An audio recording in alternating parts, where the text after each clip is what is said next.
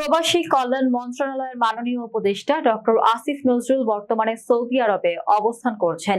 তিনি প্রবাসী বাংলাদেশি কর্মীদের সমস্যাগুলো সরাসরি শুনতে ও পর্যবেক্ষণ করতে বিভিন্ন কর্মসূচিতে অংশ নিচ্ছেন।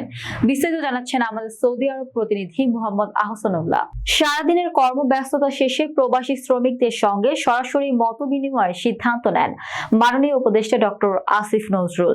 নির্ধারিত কর্মসূচির অংশ হিসেবে আল খারিজের একটি মাছরায় যাওয়ার পরিকল্পনা থাকলেও পথিমধ্যে হঠাৎই একটি সম্পূর্ণ অপরিচিত মাছরায় গাড়ি থামান তিনি। স্থানীয় প্রবাসী শ্রমিকদের সঙ্গে সাক্ষাৎ করে তিনি তাদের বাস্তব অভিজ্ঞতা, কর্মজীবনের চ্যালেঞ্জ এবং বিভিন্ন সমস্যা সম্পর্কে অবগত হন।